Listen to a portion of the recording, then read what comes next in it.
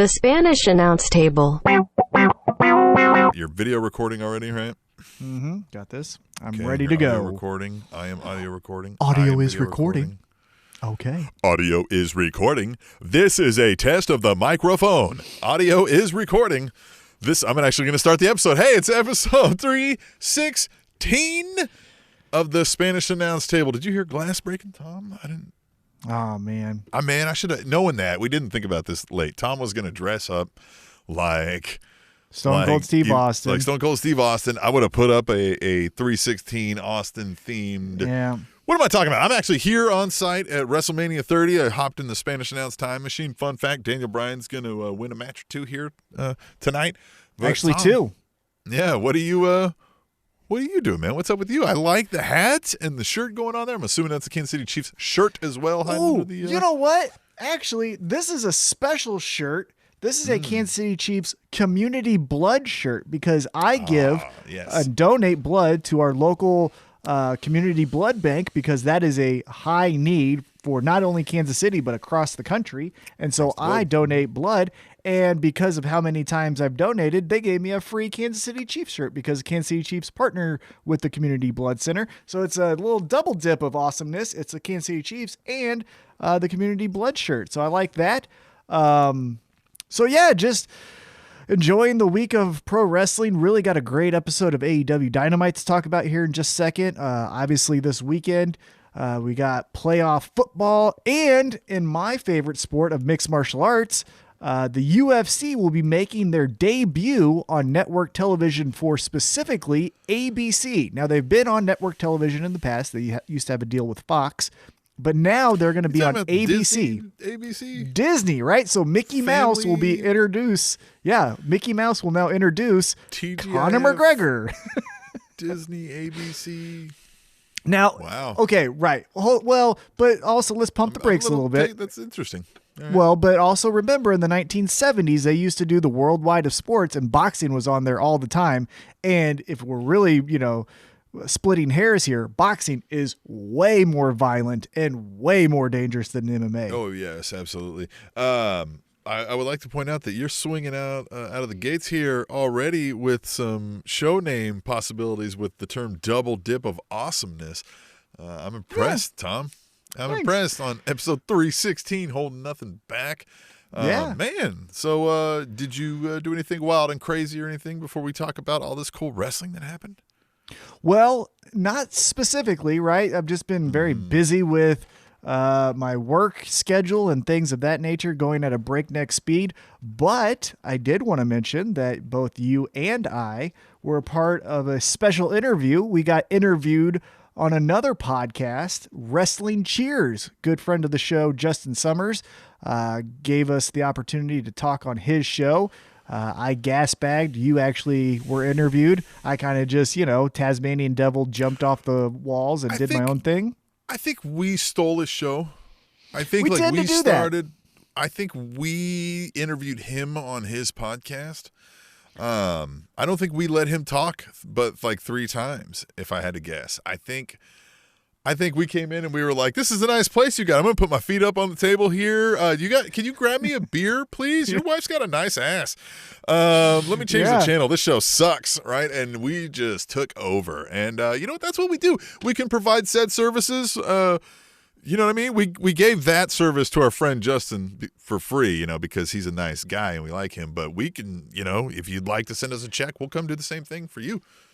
Yeah, so it was Wrestling Cheers was the podcast. The topics that we did cover, if you are interested in giving that a listen, which we hope you do listen to it, we talked about the upcoming game between the Cleveland Browns and the eventual winners of the Super Bowl, Kansas City Chiefs. We also talked about independent pro wrestling. Yeah, and we also hopped in the Spanish announce time machine and went and looked. Chiefs. I mean, come on. We all know. I put in like Super Bowl into the Spanish announce time machine and it said, "Please don't. Gas is expensive. Chiefs." And then I was like, "Oh, okay, thanks." And I just hopped and I came here instead. But we did have a really interesting conversation about independent pro wrestling because obviously on this show, we're going to be focused more on AEW and then any other nationally televised shows, WWE and maybe even a little bit of Impact Wrestling. So we never really talk about that on this podcast. So if you want to hear our thoughts about kind of just the general state of independent pro wrestling, at least from our lens, check that out as well. And maybe, as Tim alluded to, since we kind of kicked our feet up on his couch and said, "This is our house, fuck your couch," maybe we will in return bring him on our podcast and then let him say, "Go fuck yourselves, the Browns are the best. Baker Mayfield might be a mental midget, but he can throw that ball." Yeah, I mean, God, it's going to be so great, Tim, in the fourth quarter when Baker Mayfield, trying to get revenge on Patrick Mahomes, rolls out of the pocket and just throws a fucking interception to Tyrann Mathieu. I can't wait. Oh, so or Dirty Dan. Great. It's probably going to be Dirty Dan. Yeah. Oh, one of the two. Yeah. It's going to be First of all, Sorensen awesome. is going to spear somebody in half at some point in this game. Daniel Sorensen, like, he has done a streak of about 5 straight games that I can think about where he almost knocked the Nikes off of somebody. So I'm excited for this game. Well, and you know it's who? Gonna be fun. It's going to be Baker Mayfield getting out of pocket and trying to do too much and costing him the game. That's what I think is going to happen. Actually, I know it's going to happen. But it's going to be really fun and interesting to see Mr. We're going to take this personal Kareem Hunt get fucking smacked in the face by our defense. Anthony Hitchens, Chris Jones, they haven't forgotten, right? They were on the team when Kareem Hunt was on that squad. And if you're going to say it's personal, well, then it's, on the other side too, pal. And Chris Jones is not a small man, so you better, watch your ass there, Chris Jones is not a small man. I will give you that. But Wrestling Cheers was awesome. It was a fun time. And you should listen to it. And let's get into it, Tom. Let's talk about some pro wrestling. AEW Dynamite is what we kick it off with, right? We're going to deep dive into that because it's such a fun show. So many revolving aspects. We love it. What do we got? Yeah. So this was AEW Dynamite New Year's Smash Week 2. And it kicked off right off the bat with the amazing match. It was Pac versus my best friend, Eddie Kingston, in what is just an incredible way to start off AEW Dynamite. Pac does defeat Eddie Kingston, but before we kind of do more of a deep dive, Tim, what did you think of this match? Same thing. It was just brutal, right? These guys, there might have been some real, old aggressions in there. There might have been like, you know what? And that one time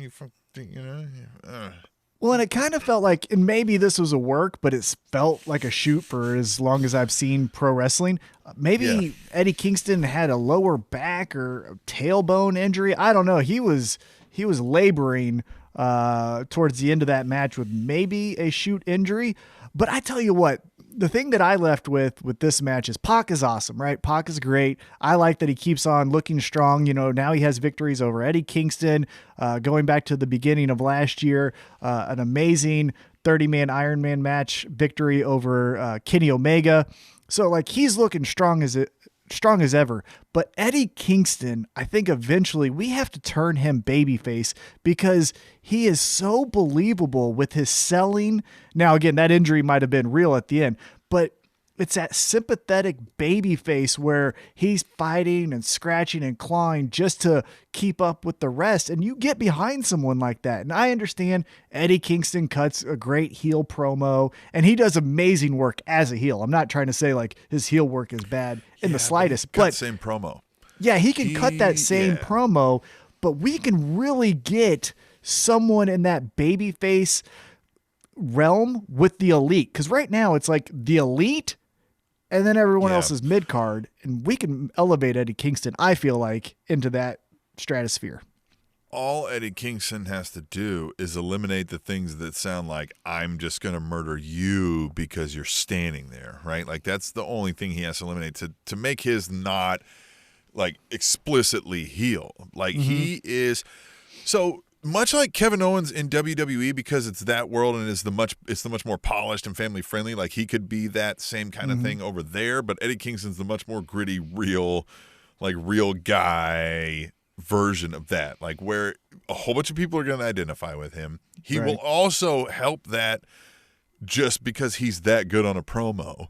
And you're right. Like he in many places and against so many opponents will visually appear as though he's the underdog trying to fight for his scraps, even though he's a bit, he's a tough bastard, right? We know that, but that's it. Like he's the everyman, but he's got that silver tongue that yes, I agree 100%, especially after you've come in. It works so much better when somebody starts out as an amazing heel and then they flip that switch.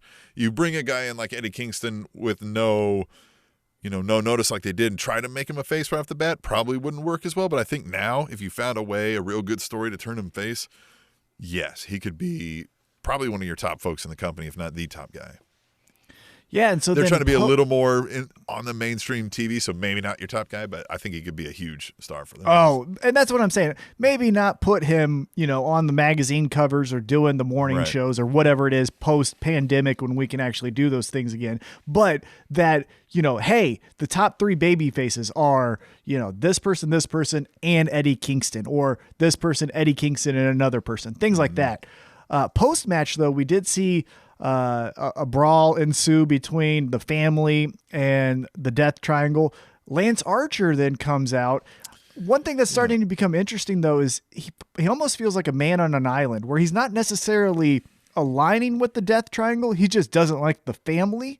And I can see that maybe moving forward, because Lance Archer did, get a shot at the World Heavyweight Championship. Like I mentioned, Pac has a lot of great credible wins to make himself a potential number 1 contender. So maybe we see a Lance Archer Pac feud, not based in any type of real rivalry, but just like, I'm the number 1 contender. Well, no, fuck you. I'm the number 1 contender.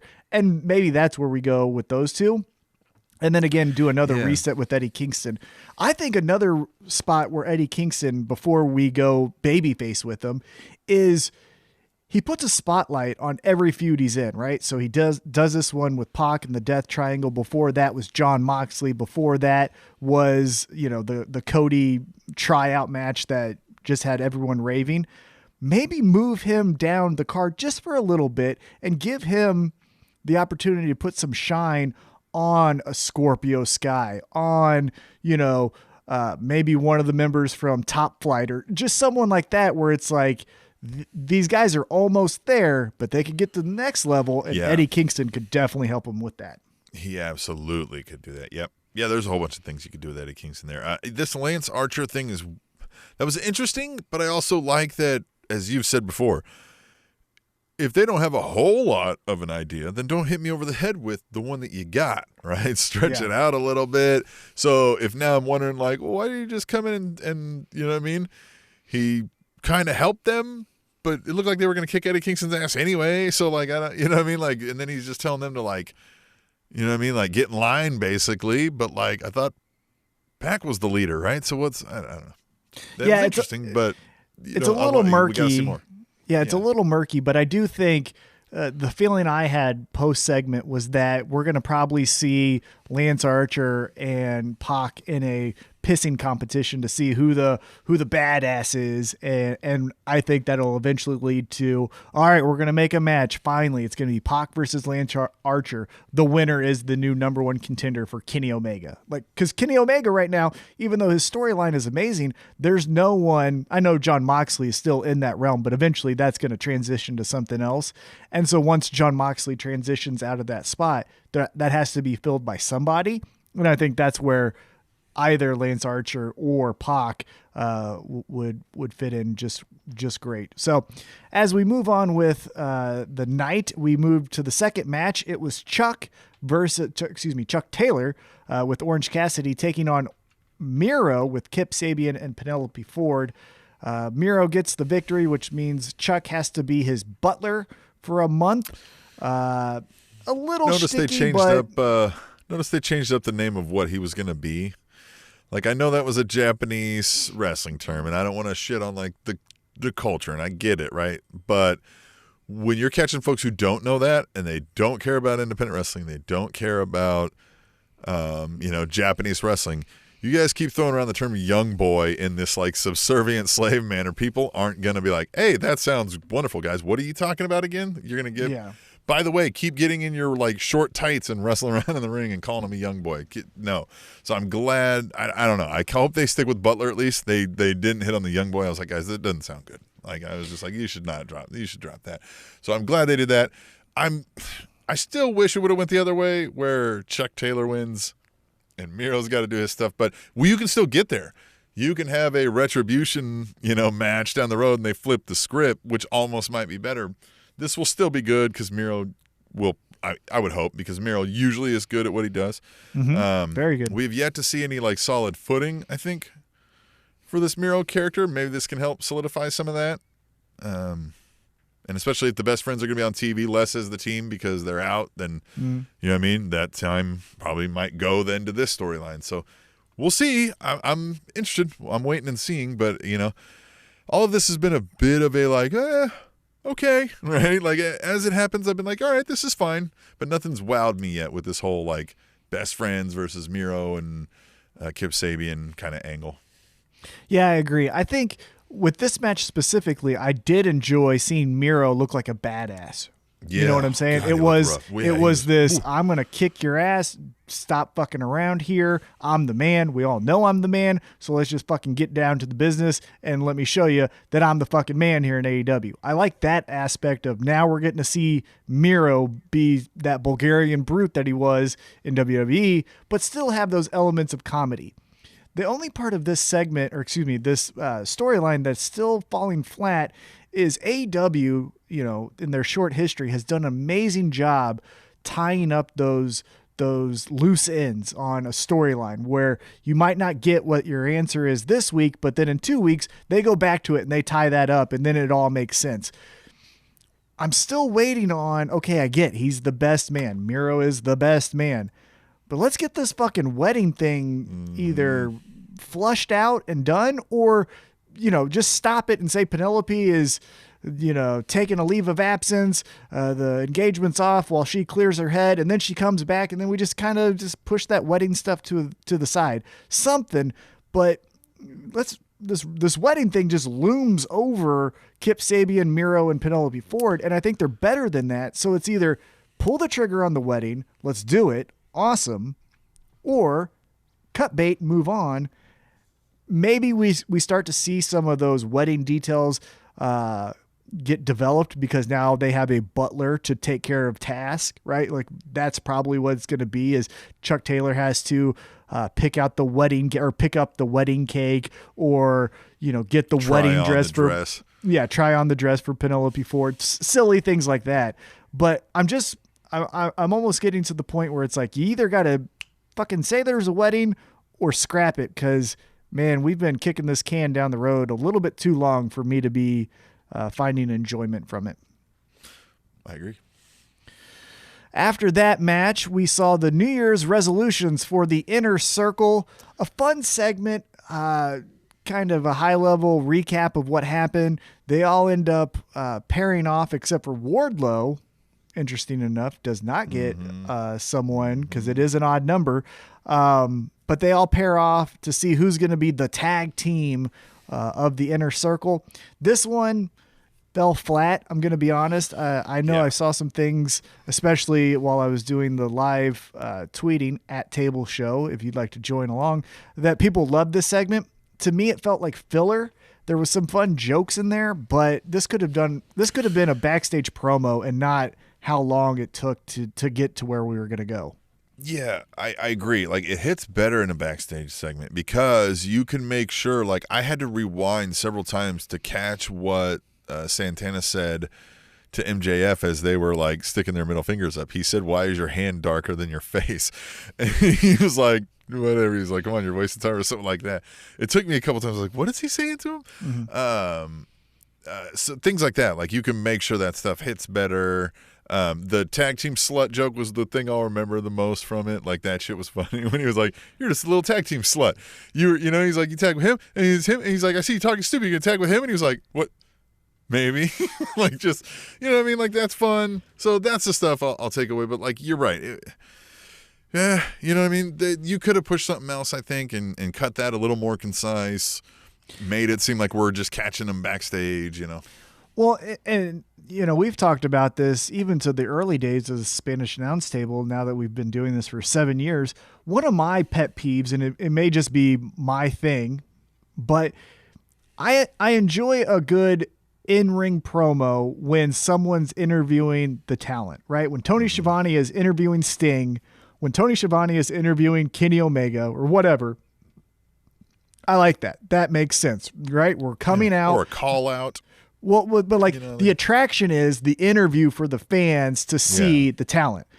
But when we just do standing in the ring, kind of talking amongst ourselves, man, that's where, no, the ring should be for action. If you want to talk, do that in an interview segment, a sit down interview or things like that. It's just, if you're going to be in the ring, either, like you said, call out or be a special where someone's interviewing you. But so how they opened Raw, which we may hit quicker, was Triple H comes out because he's going to make an announcement, right? And then Randy Orton comes out and says, F you, what are you doing here, or whatever. And then Triple H, then they start talking, right? That makes sense. That's a logical thing that would happen if I'm going to a quote-unquote organization that's putting on matches of combat sports, right? They're not going to, donate or, what I'm going to say, segment a whole bunch of time for Randy Orton to just, hey, just go say what's on your mind, Randy.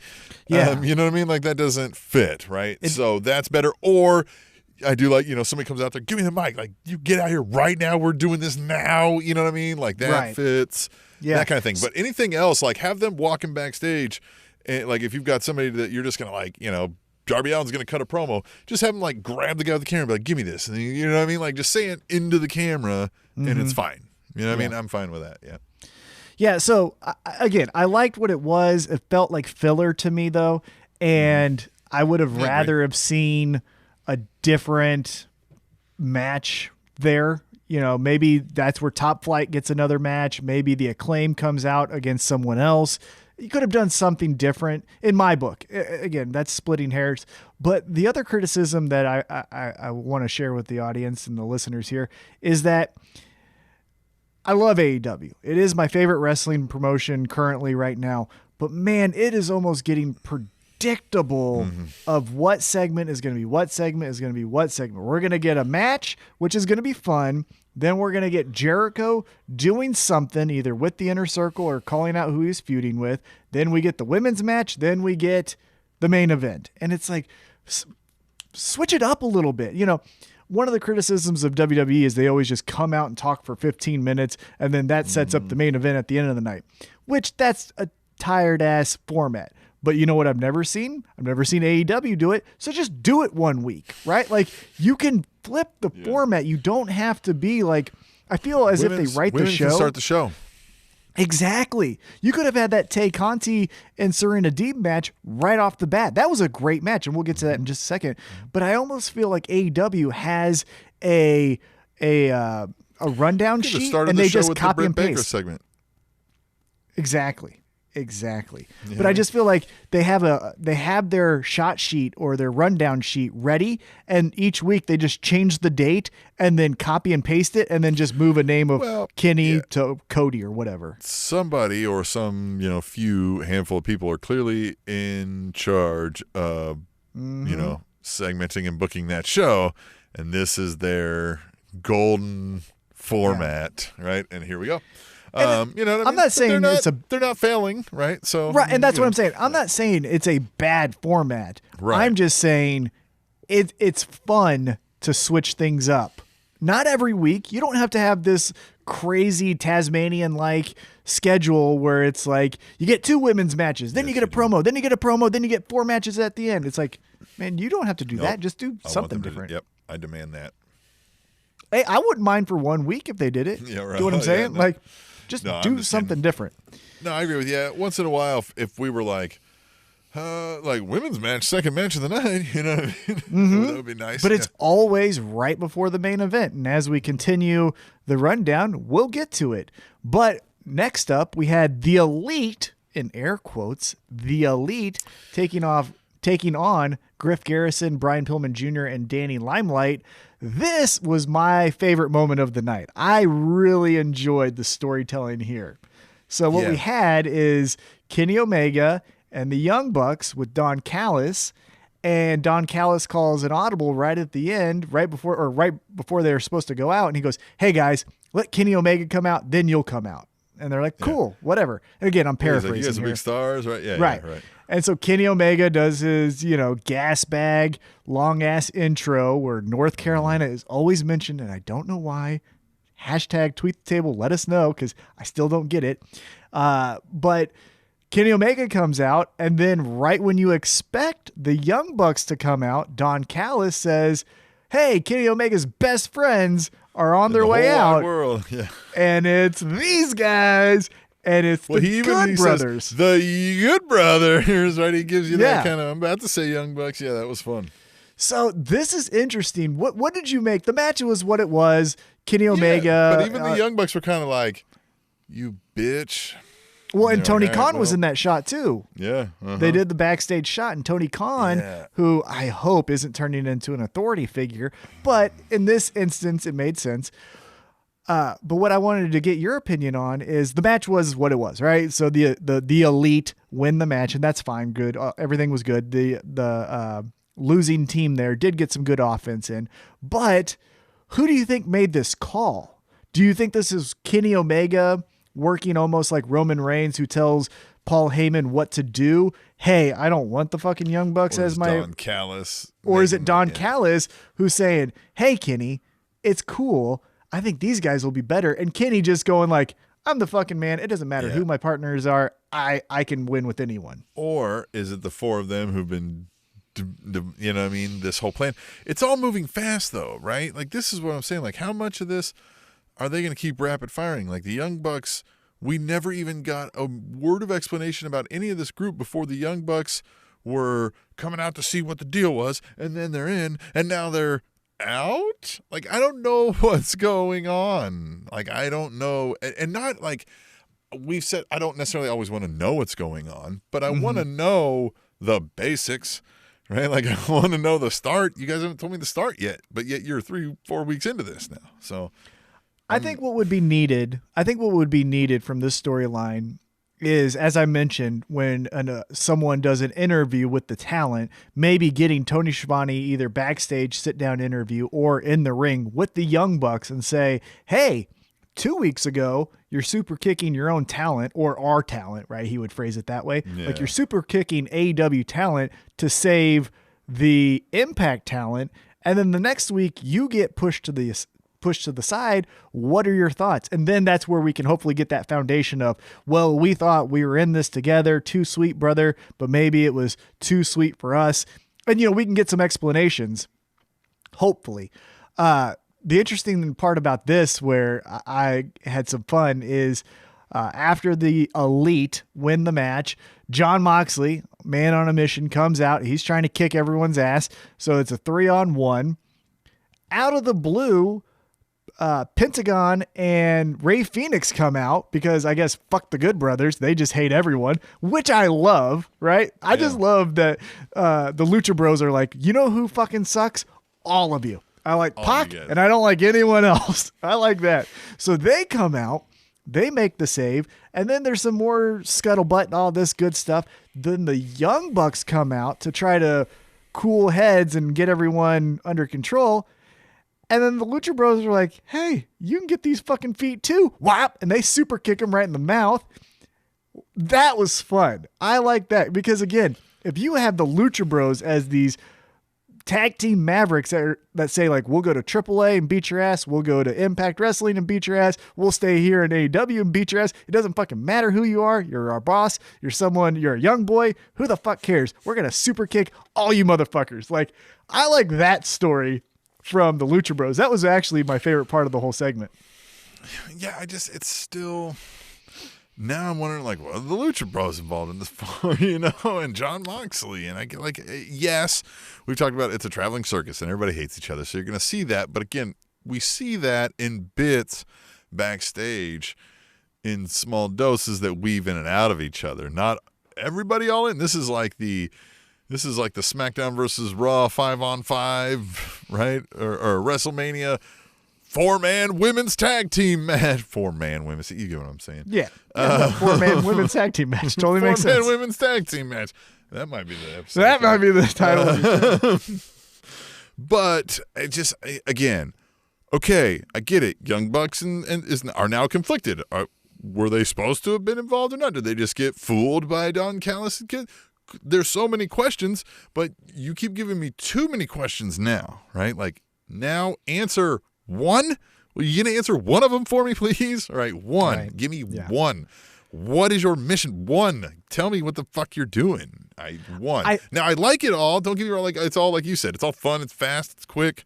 Mm-hmm. Everybody's good in this thing. Like, not a person where I'd be like, if you would switch this out for somebody else. Everybody's unique too. I like all of it, but I just want an answer yet. I want to know where, what I'm supposed to start angling with this. Right? If I were to predict what they're trying to do, again, I agree with you. I need storyline answers, but peeking behind the curtain, I think what they're trying to do is, I believe it's this Saturday, or it may have already happened. I don't fucking know. I think it's this Saturday though. Impact Wrestling is doing their pay-per-view, right, where it's the Good Brothers and Kenny Omega taking on, what's this fucking team's name? Motor City Machine Guns and Rich Swann, right? So then the make good on that is then you bring the Good Brothers into AEW, and then they will wrestle maybe the Young Bucks or the Lucha Bros. And I think where the Lucha Bros fit in is, let's just say it's Good Brothers versus the Young Bucks. Young Bucks get the win because the Good Brothers can lose and still be fine, go to Impact Wrestling and still be fine, right? Well, then they need a number one contender. Well, who could that be? It's the Lucha Bros. Remember us from 2019 when we had that awesome, amazing ladder match? We're going to fucking do that shit again, and then we're doing it again. That's where I'm thinking it happens. And then obviously with Jon Moxley, Kenny Omega, I think we're going to get a rematch because of the controversy from their title match. So that's where I think they're going to go. But also, like what you said, I don't know. Maybe not. Maybe not. Maybe it's good. Like, all right. Yeah, maybe it's a triple threat. Good Brothers, Lucha Bros, and Young Bucks, and they just fucking have fun. I don't know. And to their credit, if that was their play, if like they understood that people were saying kind of what we were, like, well, they're just doing another NWO thing, and they went, ha, you think that? Bam, now they don't like each other again. Ha, right? Like, okay, well, I don't know. Maybe. I'm not back there. I can't ask. So, but I like the segment overall for sure. The next match that we had for night 2 of the New Year's Smash was Jurassic Express, this of Marco Stunt and Jungle Boy taking on FTR. I like this match a lot. I like that Jurassic Express can show that they aren't just Luchasaurus and Jungle Boy, and then, oh, by the way, our little friend, Spike Dudley, but it's called Marco Stunt this time around, is with us as well. Like, he can actually get in there and have a good match. I like that aspect of this. And I also, I don't think I would like FTR if I really got to know them. Yeah. But I think I would want to meet them first because I would have like, oh, okay. You guys are kind of cool. Like, you get what I'm saying there? Like, I think if we got down to the nitty gritty of like our belief systems and stuff, maybe I'm starting to take a couple steps back. But just walking into the room, if FTR, the Young Bucks, and the rest of the AEW roster is just in the room, I think I gravitate to them. Like, oh yeah, okay, I get what you're doing. Yeah. Well, these guys are those guys, and again, we may not be every wrestling fan, but those guys are you're probably gonna be able to start up small talk easier because you're gonna be like, "Did you catch that game?" And they caught the game, right? Anybody else in that locker room might not have caught the game. They'll be like, which game? Fallout or whatever the fucking new games are. I don't even fucking know. Minecraft. Dated reference I've got, right? Yeah. So you're going to be like, no, you know what? Never mind. Yeah. Chiefs, Chiefs? No? All right, Chiefs. Yeah. Like, you might get in an AEW locker room if you go, hey, who here's a Chiefs fan? FTR might be like, man, that Patrick Mahomes, he's a hell of a player, but we like the Cleveland Browns, right? But then the rest of the locker room might just say, that's an insensitive term, and I'm really looking forward to Kansas City changing that football name. And it's like, yeah, man, we are too. But like right now, can you just talk about the fucking football team? But the game, right? Yeah, but the game. Fuck it, right? You're Kansas City Mahomes. I don't give a damn anymore. Let's just go. Let's run the Super Bowl. And that's what I mean. Like, if we start to like go down the rabbit hole with FTR, I fear like, oh shit, I made a huge mistake here. Hey, does anyone seen Cody? And you run over to hang out with Cody. But walking into the room, I like FTR. I'd be like, in a pizza place, really? All right, never mind. Anyway. Yeah. So anyhow, FTR, FTR defeats Jurassic Express. I like what FTR is doing, but I almost feel they need one more thing because, as I mentioned, it seems like Lucha Bros now may be the number one contender, and if Lucha Bros are the number one contender, what is FTR doing? Their whole purpose is to be the titles. The thing with FTR is like, okay, you guys did great. I'm glad they gave him a run. I thought it would have lasted longer, but you brought him in on this. Look at all you flips and shit assholes, right? We are going to come in here and throw elbows into your teeth, and we're taking the titles because, which I love, and it happened, and they did that. But now, all that is now is no longer a story. Now it's just who you are. Now who you are. You got to tell me some more story. I'm just killing it on the English today. Love it. But wordsmith. I need you now. Yeah, they've got to come up with something like there's got to be a very specific reason they're mad at one particular person, or to tell us a grudge match story, or or they're on a quest for something, right? Like, or somebody fucks with their car, and now they're, like something's got to happen to at least give me a reason now, because I'm not just going to be like, I hope they win the titles again. There's got to be a purpose.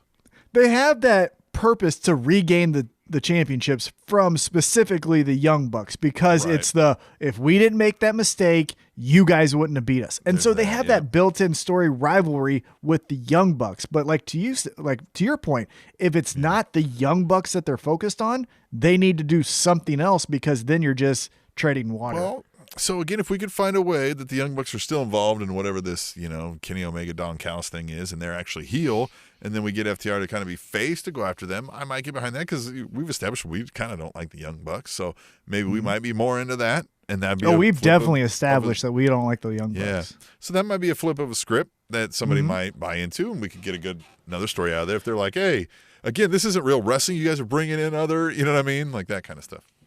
And you know what we could do? Oh, here's some fun T-Mac story time. We keep alluding to exactly. Well, you have Kenny Omega, the Good Brothers, add a fourth person, right? Whoever that is. Let's say who would be a good fourth person for them?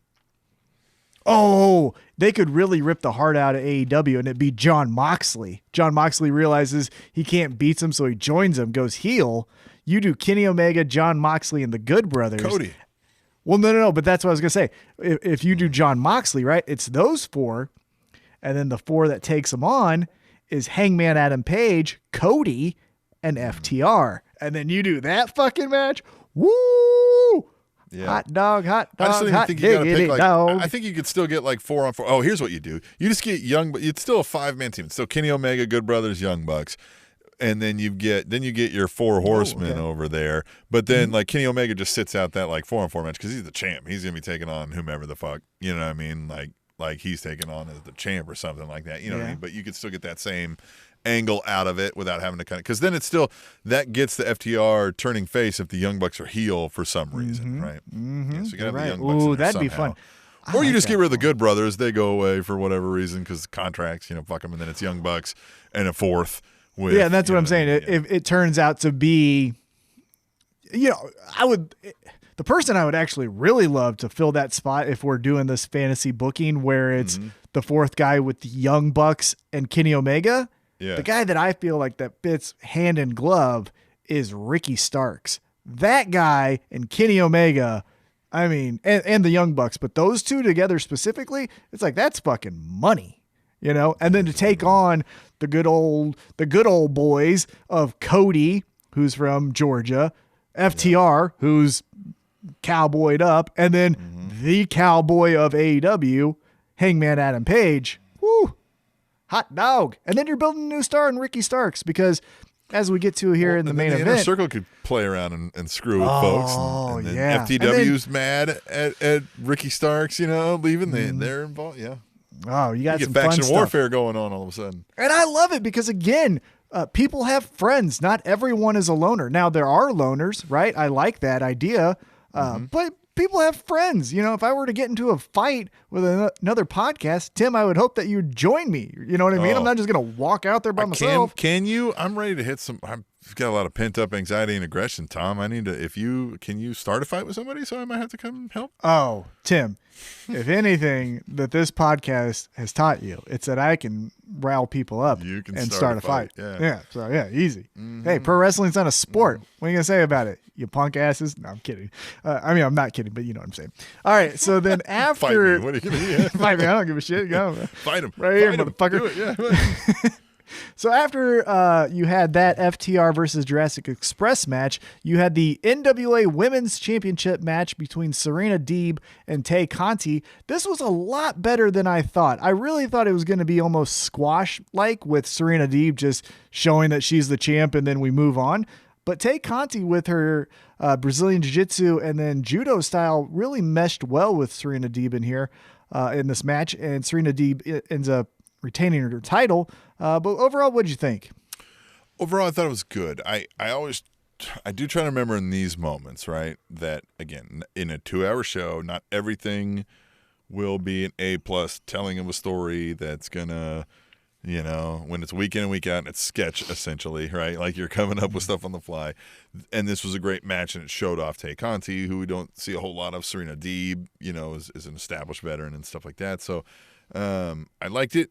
I guess where I would have improved then is then find a way to begin something that becomes a story with one of them coming out of there. You know what I mean?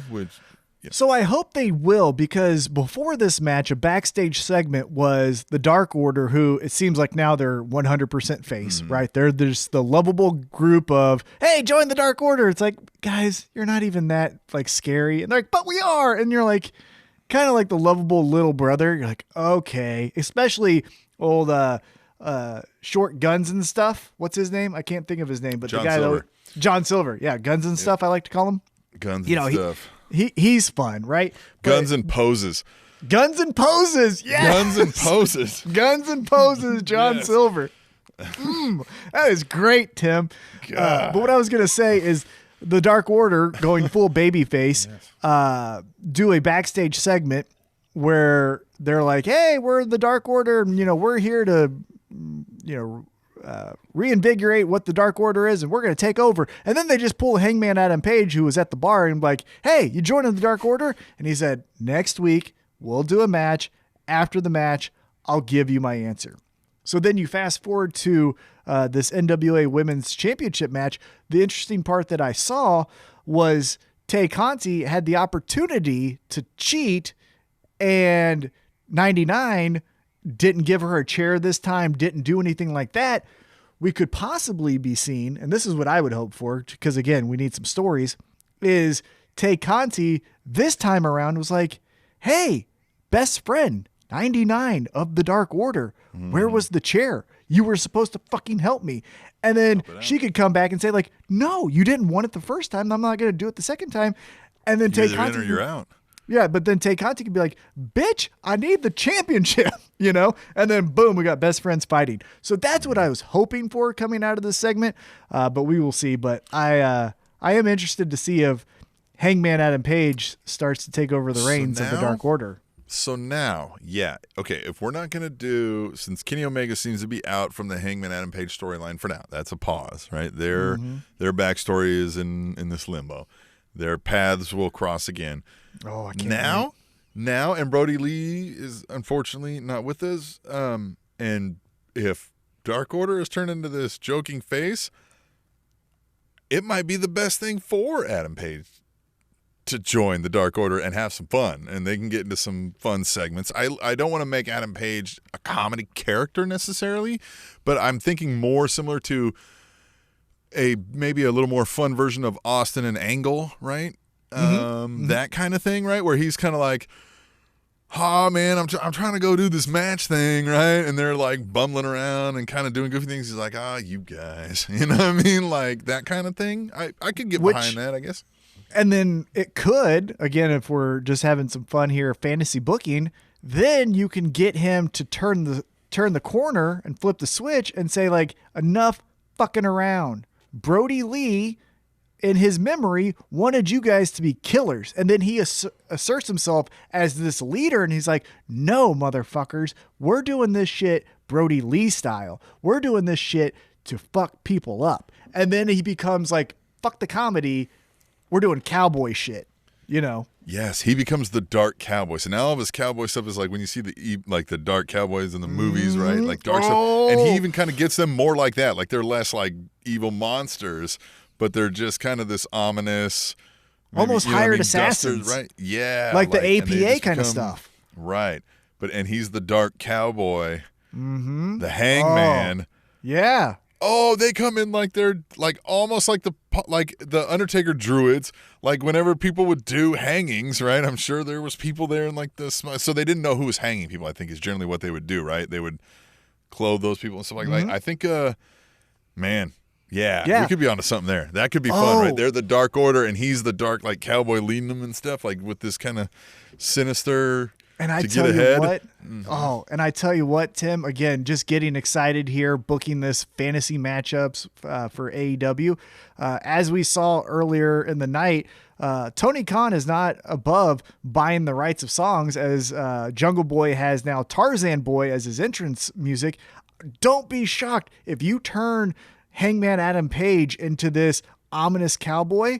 Tony Khan buys a Johnny Cash, when the man comes around type of song, and shit, or the Hurt song. Oh my God, when he just walks in, remake, and Hangman Adam Page already has that bandana that goes over his nose. He already has just the glaring eyes that he could do.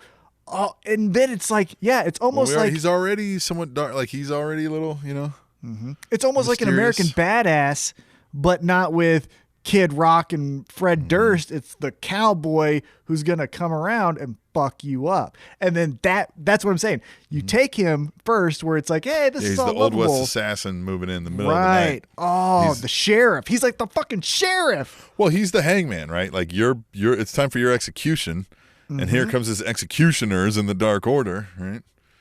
And they're like evil and twisted and maybe satanic, right? Like maybe satanic. Who's at AEW? Let's send this fucking script to him. I'll write it out for you.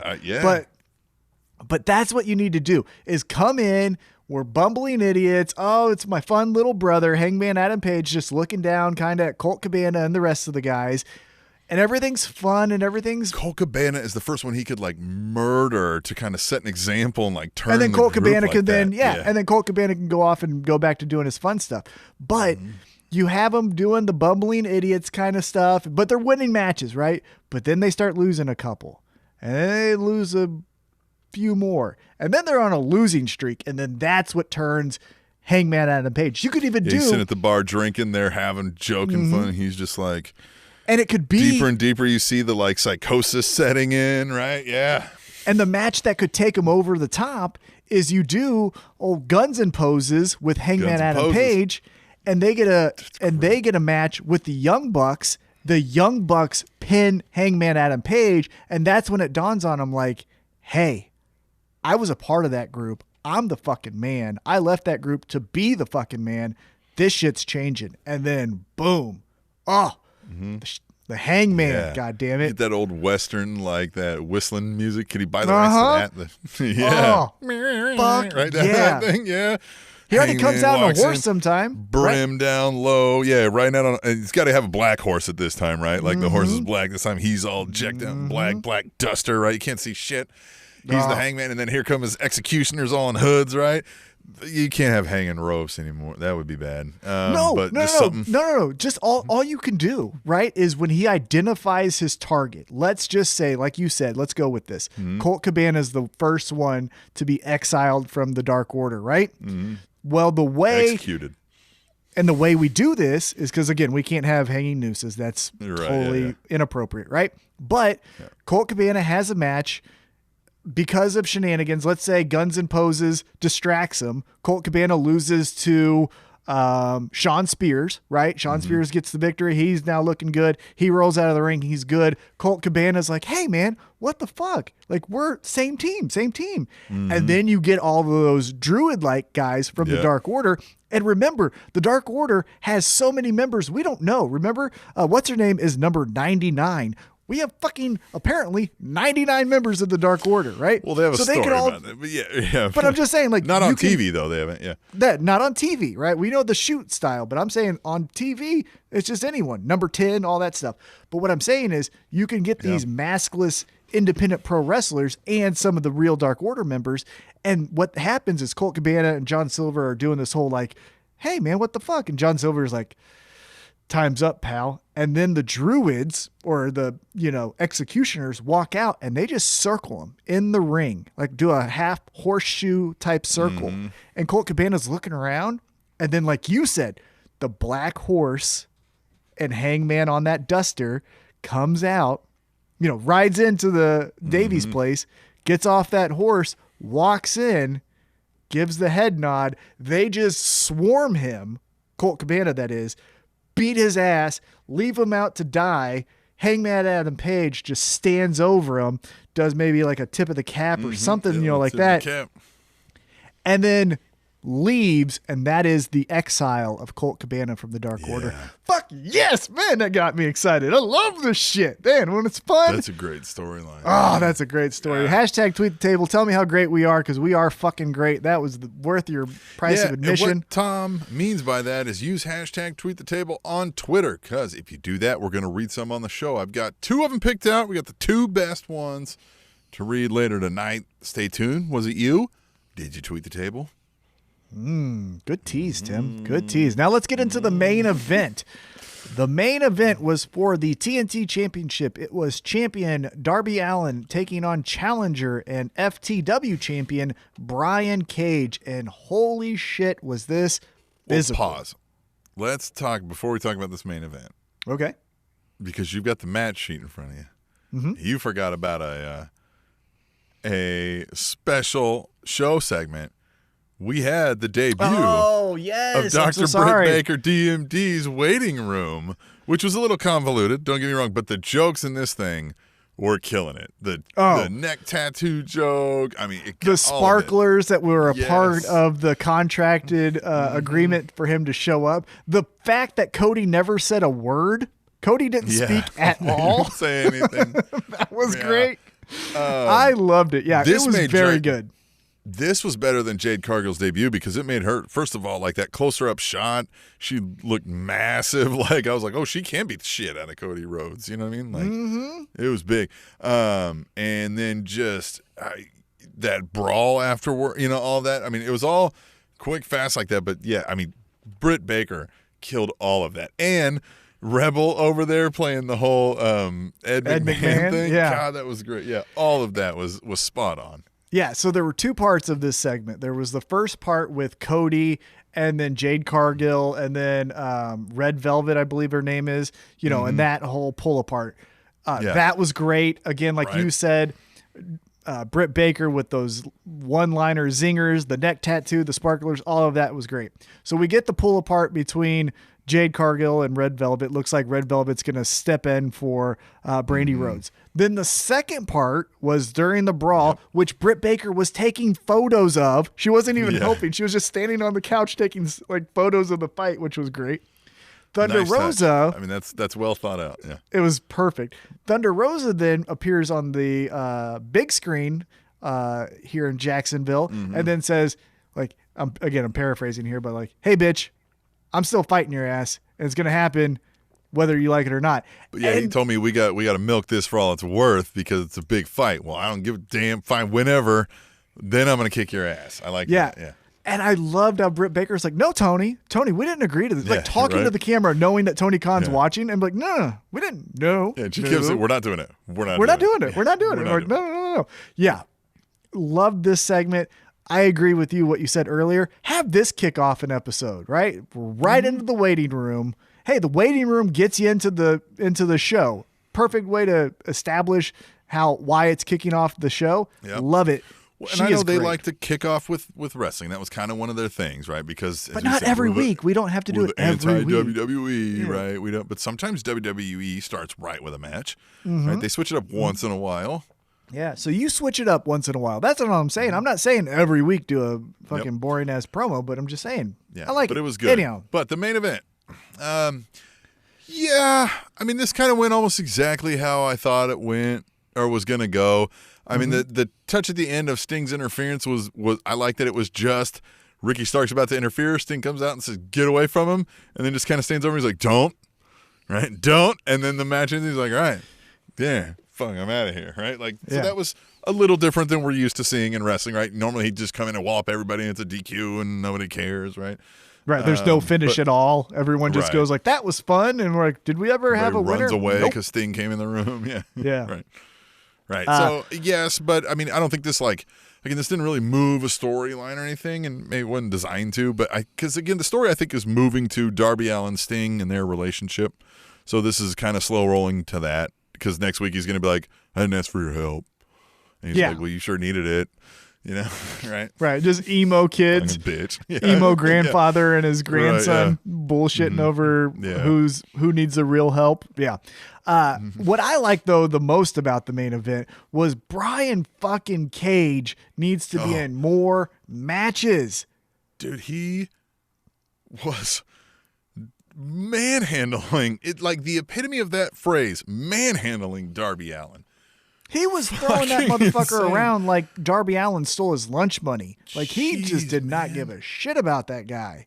And credit to Darby Allin, too. I mean, we've seen this. Oh, He is willing to take a beating. And he wants to do it, right? Like, yeah, do it more. Jeez. But like, God, Brian Cage, I might be like, "Hey, can you throw me once?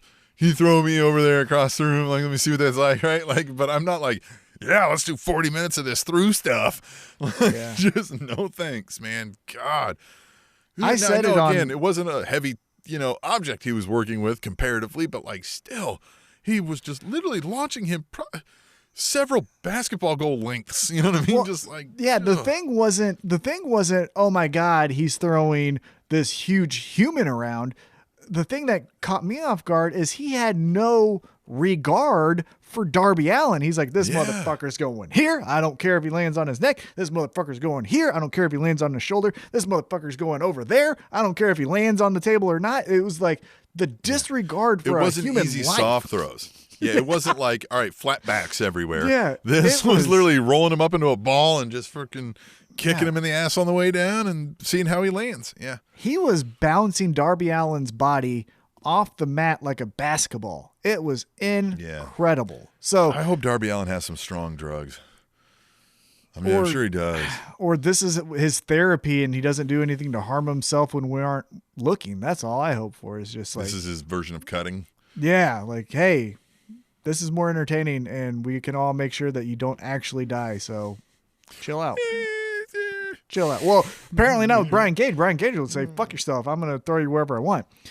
But yeah, that was AEW Dynamite. Man, yeah, he feels, and I mean, look, I'm not claiming anything about Brian Cage here, but I'm just saying he feels like a walking steroid. Like, he just is big Papa Pump swole, is like ready to just take somebody, throw it. But he's also, when he's hanging out in the back, he's just the suave, cool looking guy too. Like, he doesn't look like he's aggro guy pacing around the ring or anything. He looks like he'd be chill at the bar, you know what I mean, if you hung out with him. So it's interesting character as Brian Cage.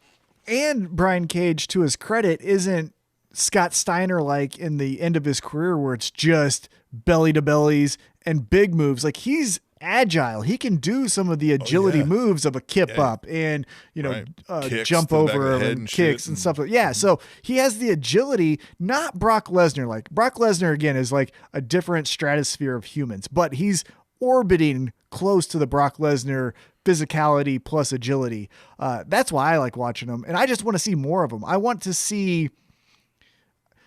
Team Taz. I do like Team Taz. I like Team Taz on Twitter. I like that Taz put on Twitter, "Hey, got some new gifts," and it's all Team Taz baseball bats with all of their names on it. So I like that little touch is like, "Fuck you, Sting. We're going to be ready next time." But all of these guys... Yeah, exactly. But all of these guys, I feel, are almost too good for a faction, where Santana and Ortiz and Hager and even Wardlow fit in a faction. That is a good faction, because not that they're limited, but they just gel better in this group. When I see Ricky Starks, I think champion, right? Like a solo champion. When I see Brian Cage, I think, destroyer of all people, not hanging out with or Powerhouse Hobbs. Powerhouse Hobbs. He's a powerhouse. The motherfucker should be running through brick buildings all the time, like not hanging out with Hook. And so it just feels like the group has too many individual stars and not a real meshed group of people.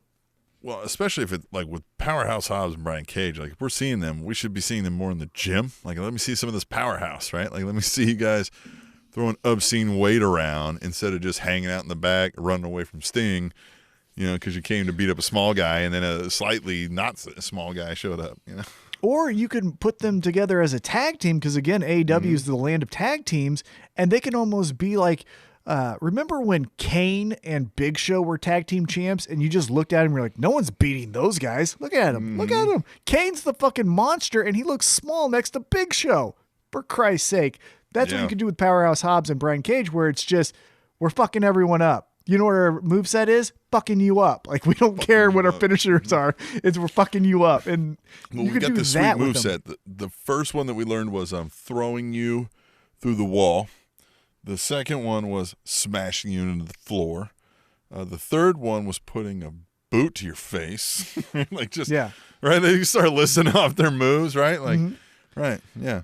And in all of this, we don't care how you take this. So it's up to you of where our moveset lands with you. So go fuck yourself. Yeah, right. Yeah, just go fuck yourself. Yeah. I don't care. Yeah, because the guys will be like, okay, so in that move, like, do you want me to land, like you said, flat back? And he's like, I don't fucking care. I don't fucking care. Like, it's up to you, pal. I want you to land on the wall and then on the floor and then on the fucking Yeah, as long as you land, man. If you don't land, I'm going to be freaked the fuck out. That's all I know. But I'm going to tell people because that shit's cool. I'm going to fucking be really scared of you. You win, I'll quit. I'll give up. You don't fucking land, I'm out. I quit. I'm done. So that was AEW Dynamite. I did ask, again, as I do each and every Wednesday night on our Twitter page, @TableShow, what grade would you give tonight's AEW Dynamite? The options are A, B, C, and D.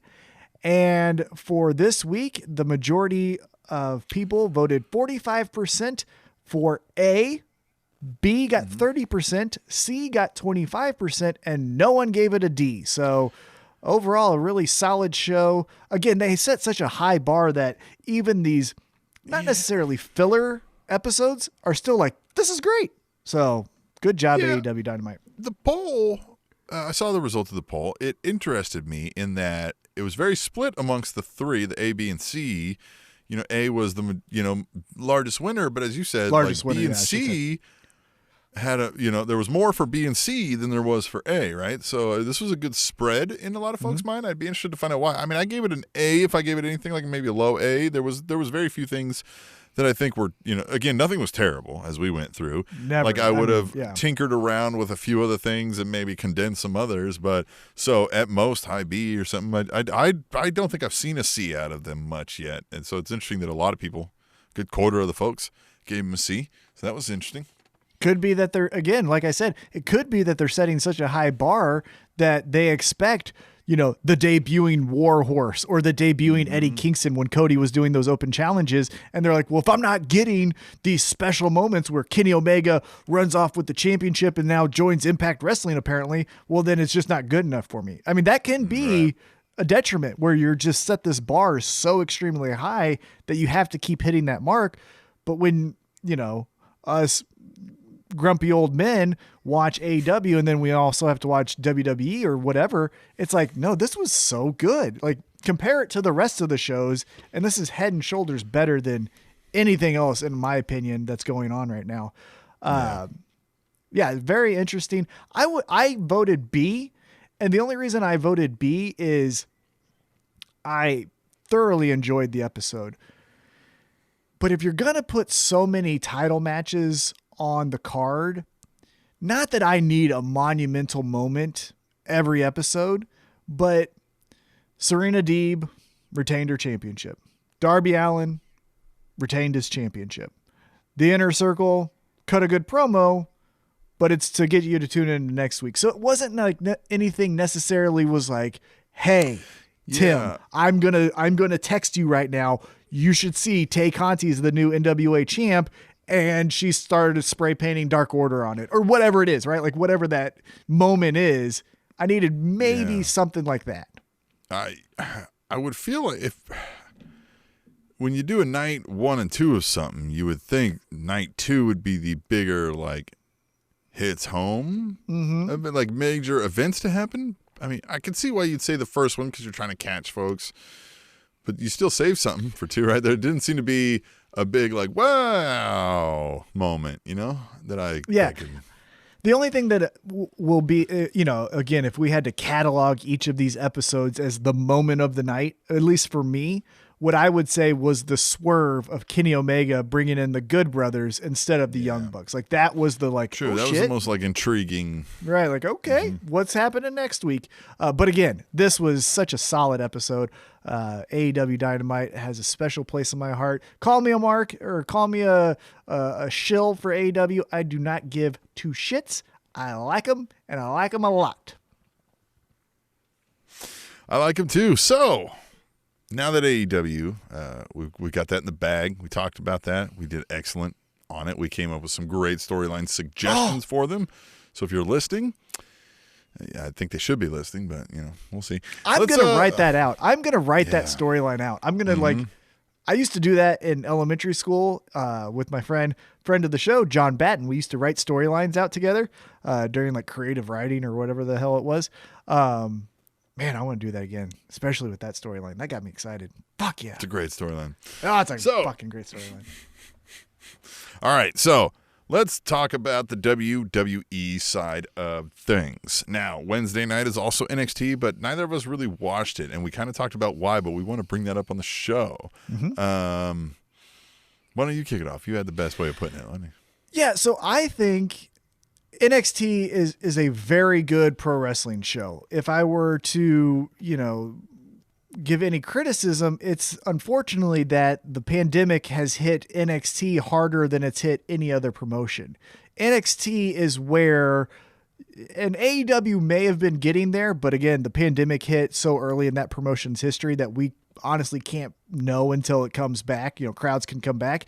But NXT, we have that proof of they are the crowd that gets chants over. They are the crowd that gets new characters a catchphrase, or they're the character that gets a new move set to go viral, or whatever that it thing is. The crowd, almost like ECW in the late 90s, gets the NXT to go from a 7 to a 9 or whatever that is on that scale.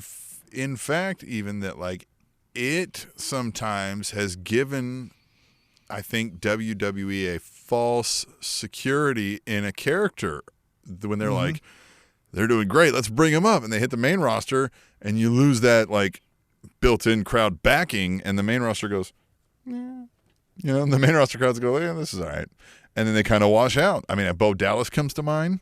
Adam Rose. Adam Rose comes to mind. Yeah, God, Adam Rose. Wow, what a story. That song was great. So, but what we're going to kind of follow up with that point on is NXT is doing really good things. I enjoy Karrion Kross. I enjoy Finn Balor as champion. However, Kyle O'Reilly getting extra spotlight is amazing.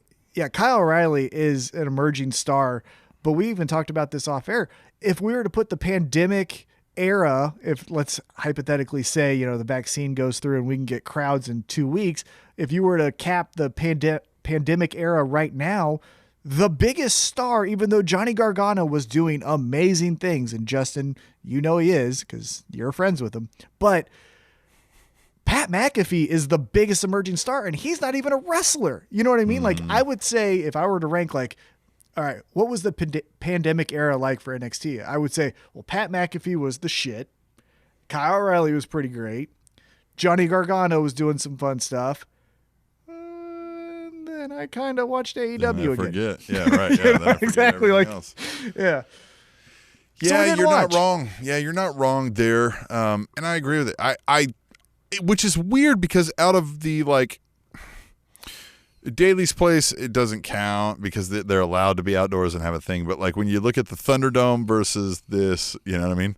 I like what they did at the Capitol Wrestling Center better than the Thunderdome. Like I like the feel of that, and I wish like they could still find a way to incorporate, that kind of feel to it, even when they bring crowds back. Like I hope the crowd's in kind of that like pit setting with. I don't even mind the video wall. If I for the life of me think when. Can't figure out if WWE why they didn't already start this during the pandemic, but I think afterwards they're gonna kind of do something like that where you can also be on the video board on screen for $1 a show, right? When you sign up to the WWE Thunderdome or whatever, right? Whatever they're gonna call it at that point, right? You could still kind of incorporate it if you use that kind of setting again. So I think they tried, but it just didn't come across. Or didn't hit enough, I guess, maybe, because I like the feel of that. But you're right, the storylines are not all that deep and complex. I agree. Yeah, the storylines are not anything of major note or interest, to be completely transparent. And I think the other thing that's missing with the NXT Capitol Wrestling Center is the crowd are other wrestlers trying to get their spot. And I love wrestling fans, right? And they're different than wrestlers trying to get to the next level. And so you're not going to get the same, hey, let's start this chant, guys, because, Colt Cabana is a lifelong wrestling fan. He could do that, and he was doing that early on in the pandemic for AEW. And same with the Gun Club. They handle that business for AEW. In WWE, it's like, well, I was a former, 3-time All-American at Florida State. This is my next opportunity. I don't know what fucking chant you want to hear. Go, babyface. I'm just learning the fucking term. They're not going to give you the same response. Right. They're the ones going, come on. Or just banging around, this is what we do. And it's like, man, that's not it, Right. I will say I did see that former Impact tag team champs, the Rascals, did make their debut on NXT. I do love their finisher, so that was good. But yeah, again, I didn't see too much. What do they call them? Some initials like MSK or MZW or I don't know. Something stupid. T-bar, slapjack, squared. You seen the T-Bar Sammy Guevara online Twitter feud going on? Oh, yeah. Okay, here's the thing that I don't get as far as a backhanded calling people virgins. You could call someone a loser and someone not good with ladies, right? Like, hey, you piss your pants when a girl puts her arm around you. That is an insult. But to say you're a virgin, it's like, I got a fucking wife. What are you talking about, you dumb shit? That I hate when people start to say that stuff. But yeah, it was fun, right? Old T-Bar brought up Sammy Guevara's most recent suspension again. Ooh. Yeah. Yeah, another thing about that virgin thing, it's okay, man, again, dude, nobody thinks you're manly because you had sex. Yeah, cool. Nobody, dude, how out of touch with, current, do you just, nobody, I instantly, here you go that, and I'll be like, you could be right about every bit of this feud now, and now I'm siding with this guy because you just sound like a fucking jackass that nobody wants to be around, which is how T-Bar has come across throughout this whole thing. And I Sammy Guevara is also taking cheap shots that you're kind of you guys, would you just both shut up? But even Guevara's like, well, it's actually this guy's move, who, you know what I mean? Who you stole it from, but I was just trying to get it on TV. So which was fun. Again, it was just an interesting little sidebar from, that it was hey, look, dude, your name is T-Bar, right? Like that. Yeah. And you went with it, right? You could fight him We have evidence of wrestlers backstage. Can it be crowbar? Like, what's a T-bar? Yeah. This doesn't even make any sense. Exactly. What is a T-bar? What is a T-bar? Am I missing something too? Hashtag tweet the table. Am I being stupid? Do I not know something? Am I not manly enough? Again, am I a virgin? Tell me, what am I? Do I not know what a T-bar is? Yeah. Like a virgin? All right. We'll move on. SmackDown. Let's talk about SmackDown a little bit. All right. I don't know if you caught SmackDown. I did. Let's talk about the Scrap Daddy. Scrap Daddy Adam Pearce. Great guy. First off, got to see him in a few different matches here in Kansas City for Metro Pro Wrestling. Again, hitting on that independent pro wrestling topic we talked about at the start of the show, which you can hear more of our thoughts on Wrestling Cheers, their newest podcast, where Tim and I talk about that topic. But Adam Pearce, great guy, awesome wrestler. I got to see him do a dive into the entire Metro Pro roster, taking them all out. I think, everyone knows if we had to put a title on Adam Pearce, he's the GM. Right? Like he's this rotating GM of SmackDown and Raw, but they don't make him into this developed evil heel or sympathetic baby face. They just call him WWE official, don't they? Right. They just keep calling him. Yeah. Well, until now. So Adam Pearce gets wrangled into now, I guess, a title match at the Royal Rumble against Roman Reigns. What did you think of the episode? What did you think of this storyline specifically? I like how this is one of the best stories WWE is telling and has been telling it in a long time. And for reasons of it, they are slow telling some of it, right? Like, so Adam Pearce made the match last week and, Roman Reigns is like, find out who it was. And they find out who it was. And now here he is confronting him. And it's for later in the show, right? And now is he really going to wrestle at the Royal Rumble? Which I don't know that he's going to make it there. I think we're going to get a swerve and get somebody else. But Nakamura? Maybe a Kevin Owens. Well, what I was thinking is Nakamura was the guy who Adam Pearce covered. So if Adam Pearce, let's say, breaks ribs, they would be like, well, the guy he pinned was Nakamura. And Nakamura beat Daniel Bryan and Rey Mysterio. It feels like this is going to happen, and then they're going to get into something. Adam Pearce is going to be like, look, I don't want to do this, man. I haven't wrestled forever, but I'm not going to turn down a shot. And maybe Roman Reigns starts beating him up or something, and then somebody comes to the rescue, and we work in a match. I don't know. It just feels weird that Royal Rumble. Like, if you're telling me, in this storyline, hey, Adam Pearce, he's been working with us, but we'd like to actually get him a match, and here's a title match. It just feels weird that Royal Rumble is one of their biggest shows, and in their mind even, it kicks off Mania, which might be why. Maybe because it's a throwaway for Roman, and that's what I was going to say. Spark a story, yeah. Is typically the title matches, historically, I should say, not typically. Historically, though, the title matches are second fiddle to the Royal Rumble match itself. Sure. So you don't usually get, I mean, you have gotten in the past. I'm not trying to say it's never happened, but again, historically speaking, it's usually the Royal Rumble is the moment. And hey, by the way, there were some good matches. Check out this title match between, ex-champion and title contender. So I think it's good because I do think, and maybe we're hedging my bets here a little bit too early, I do feel like the Royal Rumble winner is coming from SmackDown. And so with that being said, you get Roman to do his, in-ring promo while he beats Adam Pearce's ass like he did to Jey Uso, doing all of that stuff. He then pins him mercifully to just end it. And then we're like, that motherfucker, I want someone to kick his ass. And then you get to the Royal Rumble match, and then that's where Daniel Bryan, Nakamura, Big E, Kevin Owens. Is he winning it? Well, that's what the other part I was going to ask you about. So I don't like to, but again, I follow wrestling sites just for generic news on the backstage, scene in pro wrestling. And we'll do a podcast. Right. And one of the rumors is that Daniel Bryan is going to win the Royal Rumble to then at WrestleMania take on Roman Reigns. That's one of the theories out there. So that doesn't make sense then. Let's just go with that theory that Daniel Bryan is going to win the Royal Rumble for this reason. You do this gauntlet match, And the sympathetic babyface that gets to the end, even though Adam Pearce was the last one to enter, was Nakamura, who's been a heel for 2 years or whatever it's been.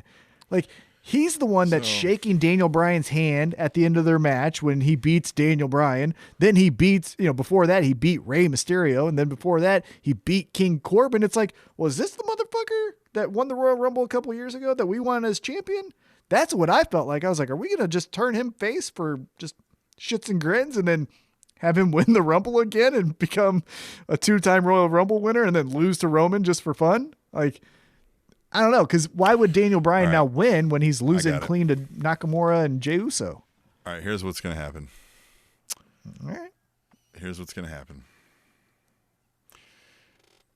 The winner will come from Raw, from Royal Rumble. No. I'm booking everything. Okay, but no. All right, yep. I mean, yeah, you okay, but no. Winner's going to come from Raw because I'm going to walk you through a couple storylines here. Daniel Bryan, we're going to be selling this whole Daniel Bryan's, I'm going to win. I've never won a Rumble, Battle Royal, whatever, blah, blah, blah, blah, blah. We're getting down to it, the nitty gritty. We think, it's going to happen, right? And it doesn't, because right at the end, when it's down to him and 2 other people, something happens, right? Low blow, he gets thrown out. Oh, no, Daniel Bryan. And then what's left is Keith Lee and Sheamus from Raw, because they're still the 2 Drew McIntyre friends, right? And they're still Keith Lee's going to win it. And what's going to happen right before, as we're going down to WrestleMania, is we're going to find out in this whole frenemy storyline on who's really Drew McIntyre's friend and who's really trying to screw, what I mean? Keith Lee's the one who's really been trying to use him to get over. Sheamus exposes it. Now we get Drew McIntyre, Keith Lee. What happens on the SmackDown side is Roman Reigns is beating the ever-loving hell out of Adam Pearce to where he looks like he's going to murder him. And out comes The Rock to stop him and says, what? This isn't who we are. This isn't our family. We get The Rock and Roman Reigns for the head of the table at WrestleMania. So close. Booked it all. That's great. Put it in paper. I love it. Yeah, write that down. You write that, I'll write the AEW thing. Mm-hmm. I think that's a great idea. I really do. Mm-hmm. It's awesome. The Rock isn't wrestling in front of no crowd. Oh, that's right. God, he ain't doing that shit. We still have COVID mania. God. Yeah. Yeah, he ain't doing that shit. He ain't gonna be like, I got goosebumps and fucking look at, TV screens. He ain't doing that shit. He ain't gonna stop a movie to do that. So while that is awesome, I think that happens next year, 2022. Damn. That's where that happens. Okay, well, we still get something with Roman, but I love that Raw idea. Yeah. But I love that Raw idea. Yeah, that Raw idea is a home run. That's good job. If it doesn't happen, they get in a fight and get them both eliminated in the Rumble, and then that carries over, and then we still get that match somehow down at Mania because of course, I think right? Keith Lee, I think that's where we're headed with this.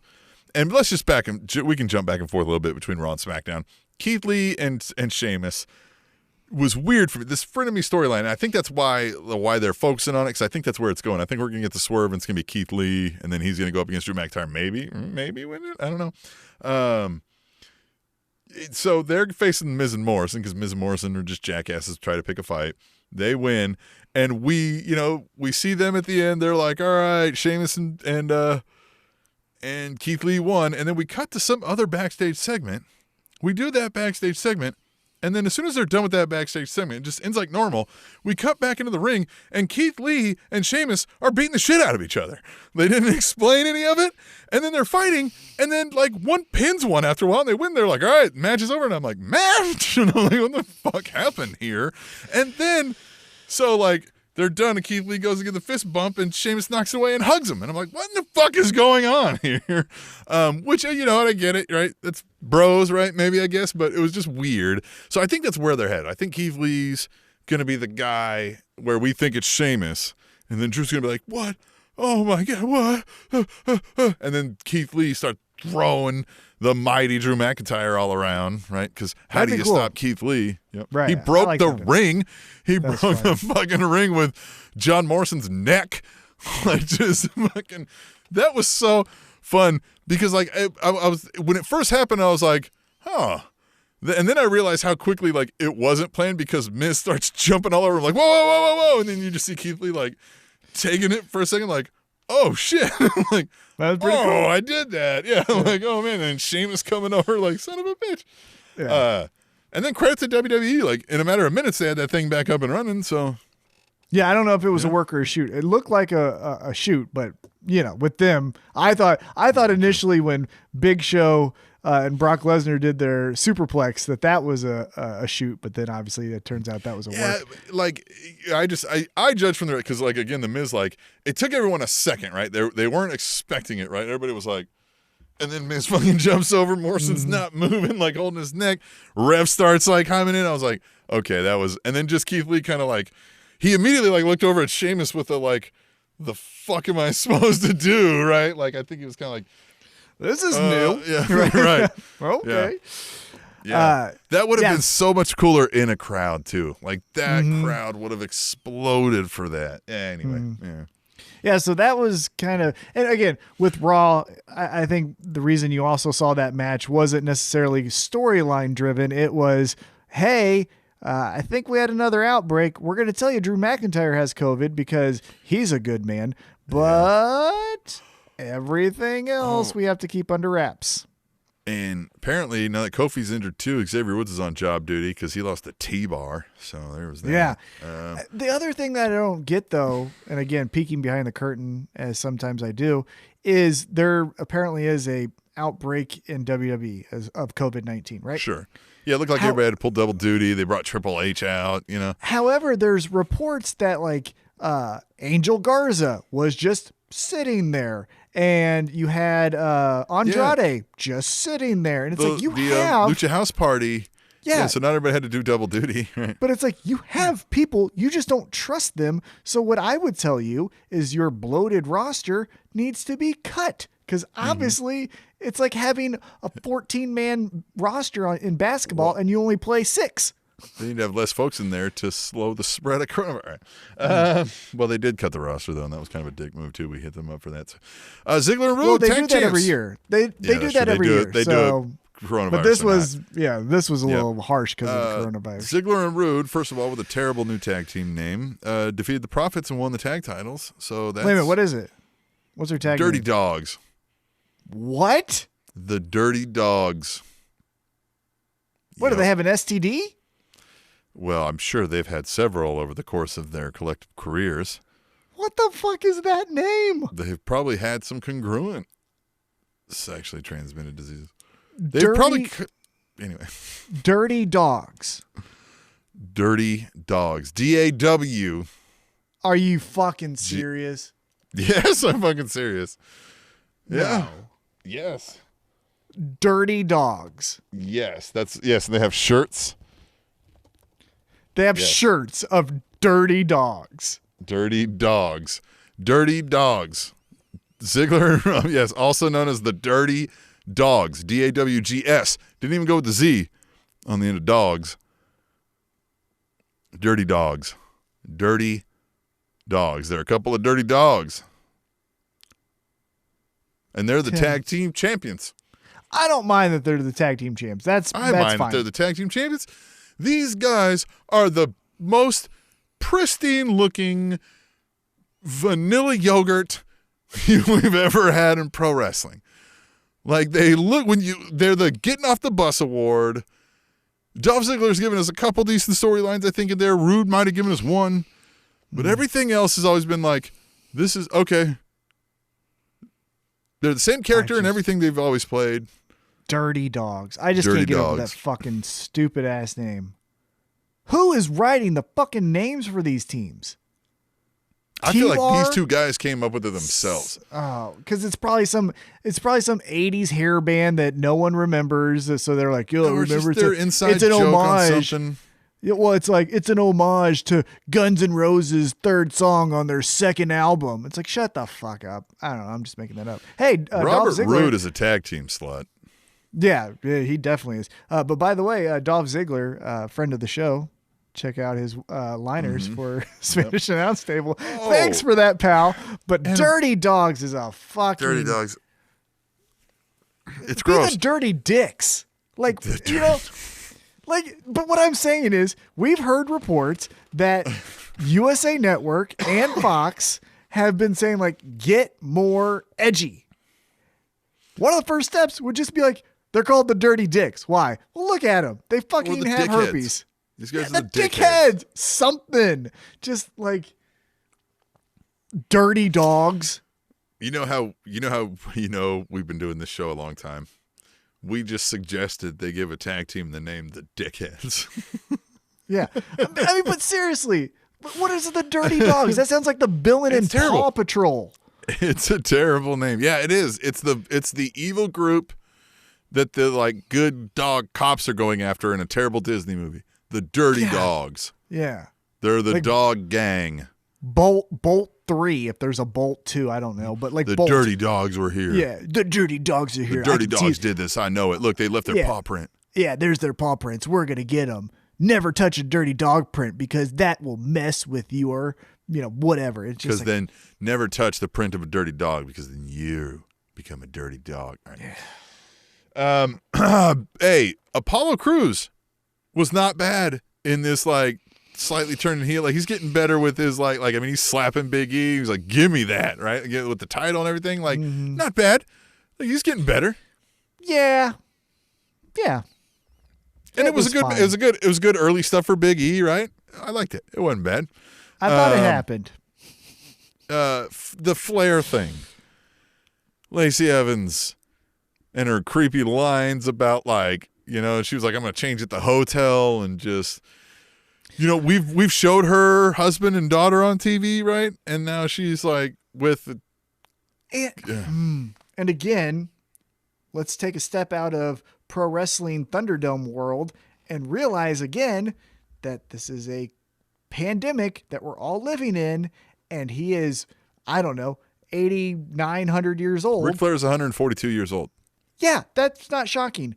And he almost died a couple years ago where the only thing keeping him alive was that dirty dog of a liver. And now we're having him out here fucking hanging out with a tired ass storyline where he's the grandfather of this chick he's supposed to be banging. This is worse. How is this worse than the fucking Al Wilson, Dawn Marie, Tori Wilson storyline? Right. How is this worse than that? Or how's it better? Is that what you're saying? Like, how's it? No, I'd rather watch Al Wilson and Dawn Marie and Tori Wilson than this shit. That. Yes, yeah, this is worse than that. Yeah, God, damn it. Yeah, it's weird. You could have him helping young females without banging them. Right? Yeah. I guess we haven't got there, right? They've alluded to that, maybe. Oh, and she's putting her his tie over her face as like a flirty thing. It could all be Ric Flair thinks that Charlotte is too big for her britches and needs a dose of reality, so he's going to take it upon himself to get his daughter refocused and back as champion. It could just be as simple as that. I'm fucking making her realize. You know what I mean? Like, she said, stay out of my business. He's like, all right, well, I'm a businessman. So if I'm out of your business, I'm finding some other business and I'm managing her. And her first step into the title is you, right? That's all you need. He's a manager. He doesn't need to be the sugar daddy. Right. And by the way, Charlotte's the fucking tag champ. Why don't we have her in some tag matches? Yeah, I forgot about that.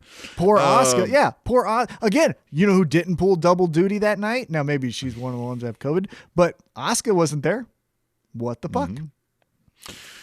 Triple H was there, and again, this, obviously, they didn't hover too long. I thought, oh, here we go, it's WrestleMania season again. But no, it was, he was there to fill a role and then get Randy Orton into that match at the end of the night.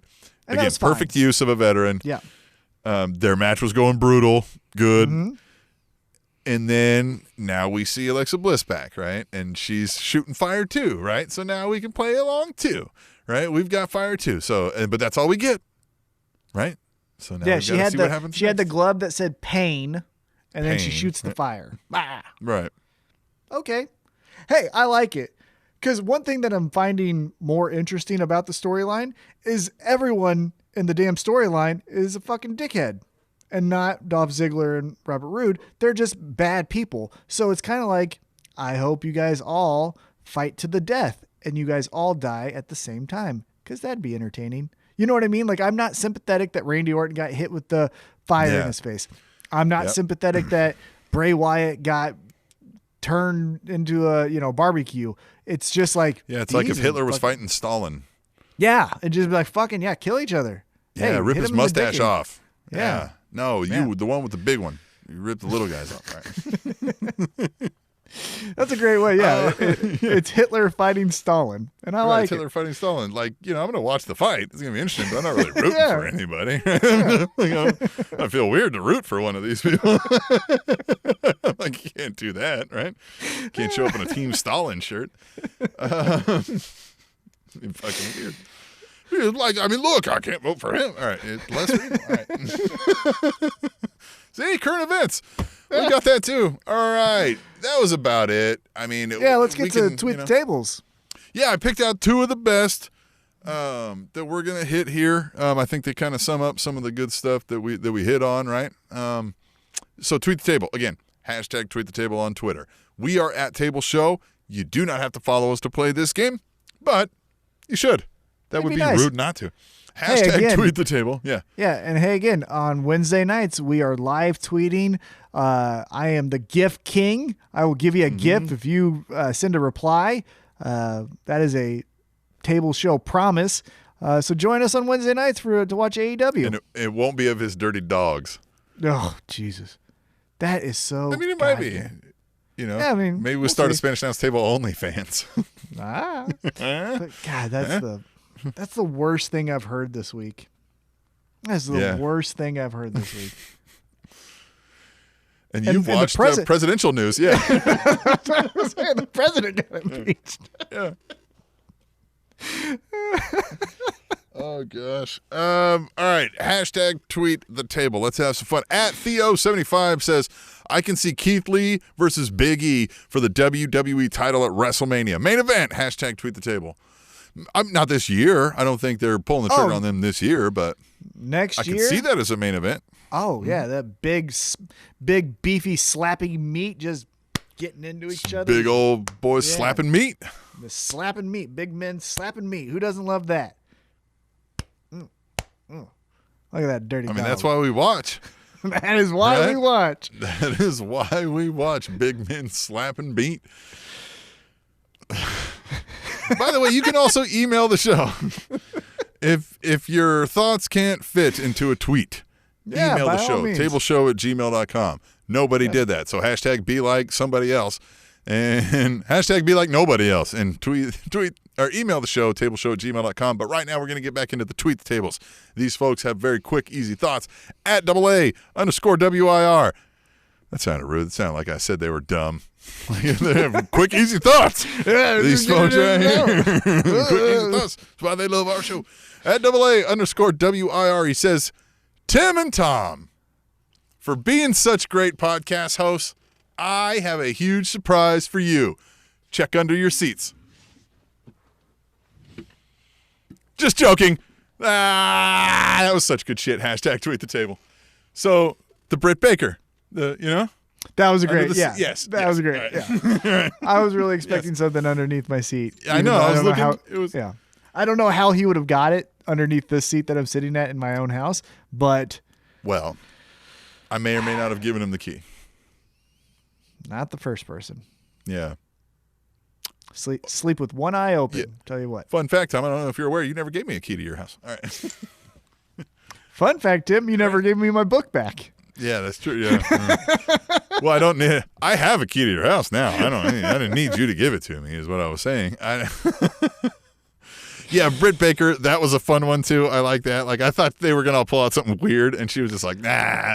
Right. I thought initially what I thought it was gonna be a photo of herself. Like a signed photo. Yeah, or like a toothbrush or something to go with the dentist theme. But yeah, it was fucking nothing. It was great. And I like that they were wrestlers. It was, obviously, but I like that it was AEW staff and it wasn't just random extras. So that made it a little bit more fun. Yeah. Yeah. No, this was fun. I like hashtag tweet table. I like the episode we had today. I think I'm going to name this Guns and Poses. This feels fun, right? Guns and Poses. And by all means, again, as we started off the show, we'll end it as with the same note.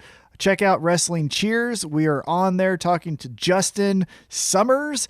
It is a fun podcast. We talk pro wrestling. We talk independent pro wrestling. We talk the AFC Kansas City Chiefs playoff game. It is a fun conversation. Kansas City Chiefs.